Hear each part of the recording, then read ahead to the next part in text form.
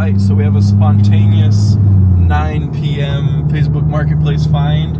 It's a 200cc two-seater go-kart, full suspension, full lights, does not run, or does not start, I guess, same thing. But we're gonna go get the truck and trailer, and then drive to his house, check it out, and pick it up. Already made a deal with him, 500 bucks, so I don't think we can go wrong. I'm excited to see if we can get it running. See you guys when we get the truck. A few moments later. Hooked up the trailer to the truck, ready to get going. Told him we're 20 minutes away. That was 10 minutes ago. It's like a 14-minute drive. A little behind schedule. So here it is. It's a 200cc. You said it was 2016, yeah? 2010, whatever. You just said there was no spark. Yeah, there's no current spark. I cleaned the carburetor on it, and I changed the CDI and the coil here. Okay. And that's as far as I've gotten. So I don't know if it's next thing I was gonna do is like the stator or mess up the wiring. I bought it like this. This is how. There's no time for it. Yeah, I've got too many projects. Yeah, the tires, the guy just replaced it. They still got the little nubs on them. Nice. So, you know. Does it crank over or anything? If I. Yeah, it has, so you can crank it if you want, but it's not gonna do anything. Yeah, I just want to hear it.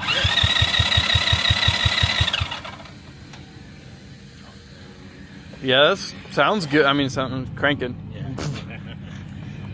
Do the lights work, or only when it's running? Yeah, I think it's only when it's running. It was the most awkward, like me checking it out, because I already know that I want it, even if it's bad. But I didn't look at anything. So for you guys on YouTube that are like, this guy didn't look at anything, I got nervous. Okay. He's new to this. Yeah, I'm new to this whole YouTube thing. Hopefully we can get it running. What if we get it running tomorrow? Ready? 1, 2, 1.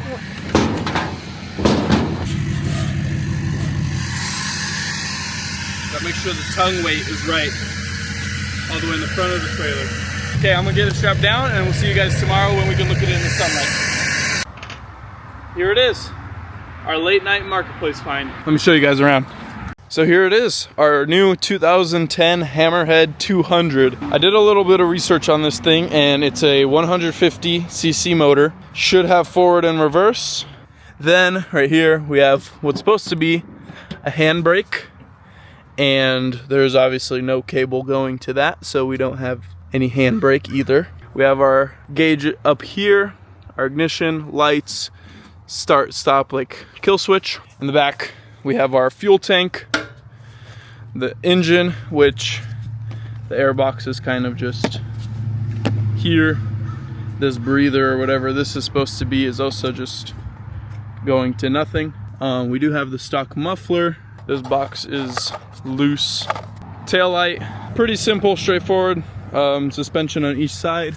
Looks like we have a new coil, wiring, I'm assuming probably even a spark plug. He told me that he cleaned the car, but I guess we're gonna see if that's true. In the front we have LED headlights, which I haven't seen work. And we have our brake fluid reservoir, which, let's see if we even have any brake fluid. Oh, we're good on brake fluid. So that's good. It's pretty clean. I don't know if maybe he just topped it off before I got there, but for 500 bucks, I can't really complain. According to the previous owner, there was no spark, but first we're gonna take out the ignition coil, the wiring and whatnot, take out the spark plug, and we're gonna do a quick compression test. So let me go grab my compression tester and we'll do that. Make sure this engine's healthy, then we'll check for spark, and then we'll work our way to fuel, which according to this fuel filter, it looks like we're getting fuel. So let's go ahead and pull this out and do a compression test.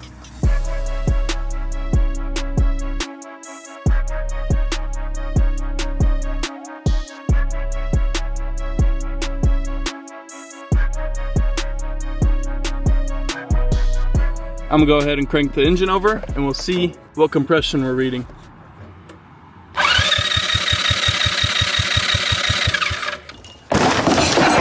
Oh boy.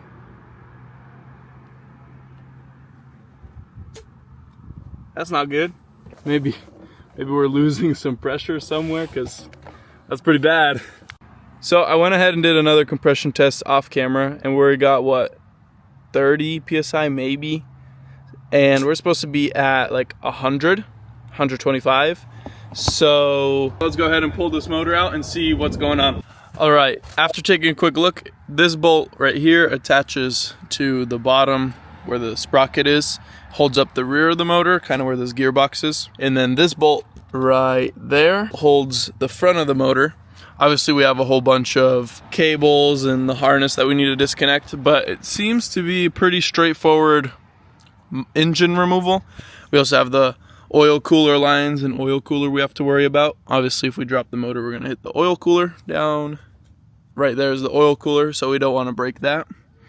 And the sprocket's gonna be in our way, so we're gonna take off this cover, and when the motor gets dropped lower, we'll take the chain off. But I think this gearbox right here on the end of the motor is for forward and reverse.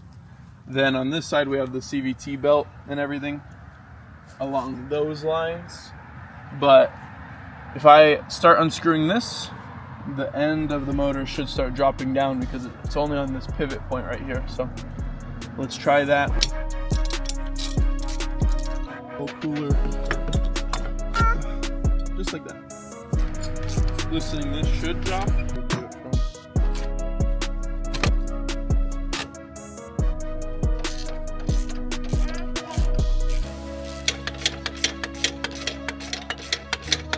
Now that we have these bolts out, this whole frame can open up, motor will come out, and when we're done, obviously it'll just go back in the same spot. But we're gonna get some cables, tie this up here, and then pull the motor out and see what's going on in there.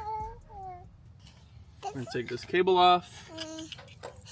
Now the motor should be ready to come out. We still have our compression tester attached to it and the oil cooler, but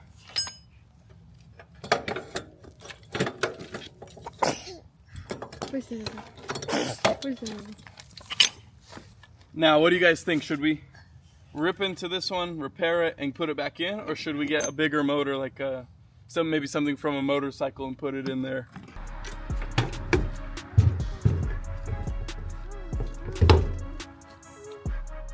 Let's get this motor rebuilt. So first, we're gonna start by taking off the head cover, the valve cover, and then slowly just working our way through. We're gonna probably just work on this part of the motor. I'm assuming the bottom end and everything's all good.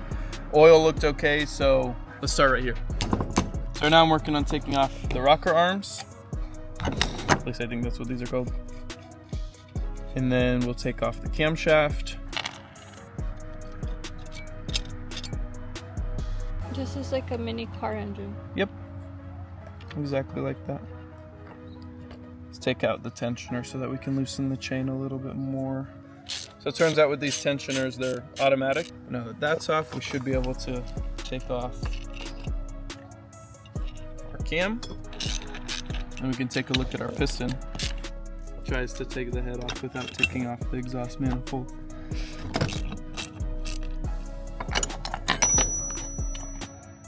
Parts are everywhere. These plastic pieces in the way. It's okay, one day you'll have a whole countertop, like a kitchen, but in a garage. Actual workbench. Yeah. Not just a tool cart. This would be a perfect time for you guys to Like subscribe and subscribe to the channel so that I can afford to buy something before the winter, because I don't know how I would make videos for you guys in the winter if this is my workshop. So I don't think it's gonna come off right. Oh, okay. But yeah, it looks like our head is fine. Our piston, if you look down in here, I mean, we have a lot of scoring right here. You see that? I know it's gonna be hard to see. Maybe we can get a flashlight. Look, it's completely against the wall this way, and there's a whole gap on this side. Yeah, so that's probably why we have bad compression too. Yeah, you can see that. Let me see if I can It's like zoom completely tilted. It doesn't look like we had bad timing and we hit a valve. But let's go ahead and take off the actual cylinder. Take a better look at that. And then take a look at the piston, take a look at the rings. And then hopefully everything will come in. I am worried about the chain. That's like the one thing I didn't order. But it was pretty loose, so I don't know if I should even put it together with that one. But let's see if we can get this cylinder off before we took it apart, but that's fine. cylinder walls are supposed to be like really smooth, and you can see Oh, that's bad. completely right burnt here. out both sides. Like even here, that's the worst of it. You can hear that. That's bad. So that's not good. Let's take a look at our piston. You see that? How bad it is? This reminds me of Lightning McQueen, the piston cup.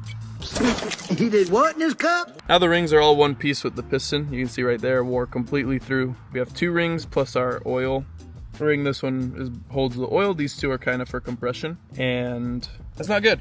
So we're gonna wait till parts come, and then we're gonna start rebuilding this top end, because I'm assuming that's why we didn't have compression. Not even because of timing, just because of this. It's pretty bad. Where are your gloves? In the BMW. It's not supposed to sound like that. I think it only goes in one way now because of the weight. Yeah. You can see the huge gap there when we turn it this way. It's like an oval. Mm-hmm. Up here it looks okay. At least we know it didn't smack the valves or anything, but I did order new piston, new cylinder, new head with valves. It just doesn't come with the chain. That's what I'm worried about.